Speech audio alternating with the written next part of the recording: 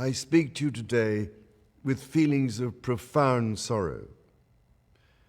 Throughout her life, Her Majesty the Queen, my beloved mother, was an inspiration, an example to me and to all my family. And we owe her the most heartfelt debt any family could owe to their mother, for her love, affection, guidance, understanding, and example. Queen Elizabeth was a life well lived, a promise with destiny kept, and she is mourned most deeply in her passing. That promise of lifelong service I renew to you all today. Alongside the personal grief that all my family are feeling, we also share with so many of you in the United Kingdom, in all the countries where the Queen was head of state, in the Commonwealth and across the world, a deep sense of gratitude for the more than 70 years in which my mother, as Queen, served the people of so many nations. In 1947, on her 21st birthday, she pledged in a broadcast from Cape Town to the Commonwealth to devote her life, whether it be short or long, to the service of her peoples. That was more than a promise. It was a profound personal commitment which defined her whole life. She made sacrifices for duty. Her dedication and devotion as sovereign never wavered through times of change and progress, through times of joy and celebration, and through times of sadness and loss. In her life of service, we saw that abiding love of tradition, together with that fearless embrace of progress, which makes us great as nations. The affection, admiration, and respect she inspired became the hallmark of her reign. And as every member of my family can testify, she combined these qualities with warmth, humor, and an unerring ability always to see the best in people. I pay tribute to my mother's memory, and I honor her life of service. I know that her death brings great sadness to so many of you, and I share that sense of loss beyond measure with you all.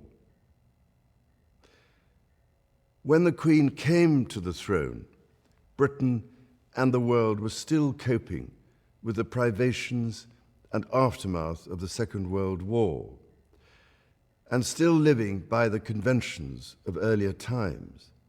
In the course of the last 70 years, we have seen our society become one of many cultures and many faiths. The institutions of the state have changed in turn. But through all changes and challenges, our nation and the wider family of realms, of whose talents, traditions, and achievements I am so inexpressibly proud, have prospered and flourished. Our values have remained and must remain constant.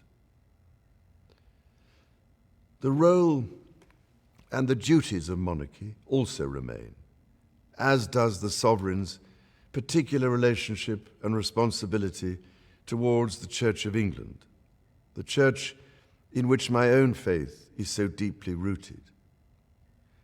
In that faith and the values it inspires, I have been brought up to cherish a sense of duty to others and to hold in the greatest respect the precious traditions, freedoms, and responsibilities of our unique history and our system of parliamentary government.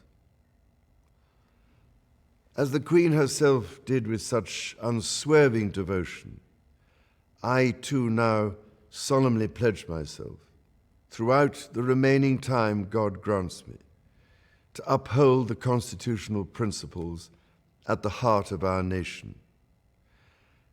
And wherever you may live in the United Kingdom, or in the realms and territories across the world, and whatever may be your background or beliefs, I shall endeavor to serve you with loyalty, respect, and love, as I have throughout my life. My life will, of course, change as I take up my new responsibilities.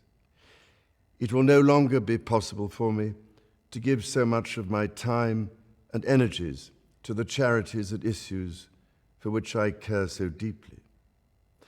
But I know this important work will go on in the trusted hands of others.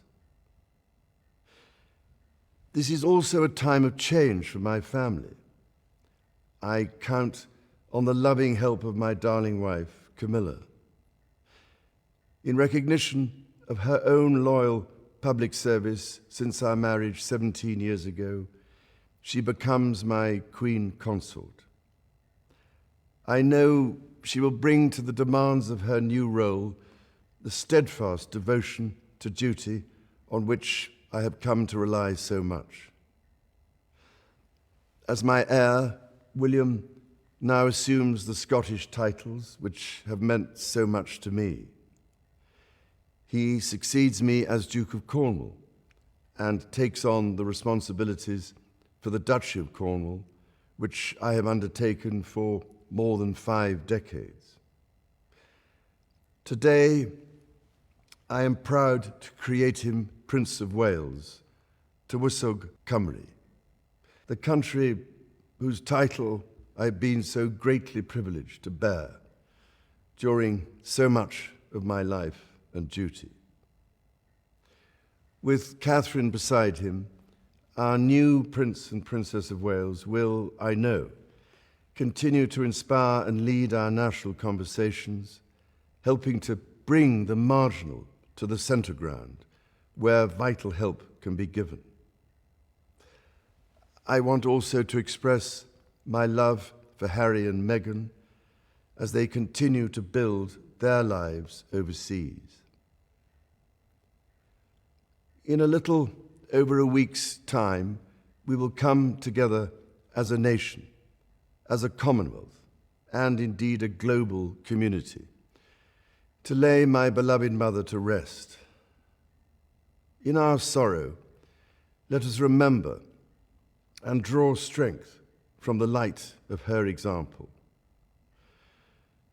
On behalf of all my family, I can only offer the most sincere and heartfelt thanks for your condolences and support. They mean more to me than I can ever possibly express. And to my darling Mama, as you begin your last great journey to join my dear late Papa, I want simply to say this: thank you.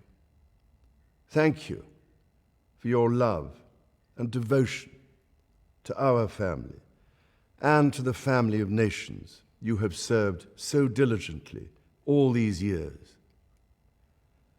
May flights of angels sing thee to thy rest.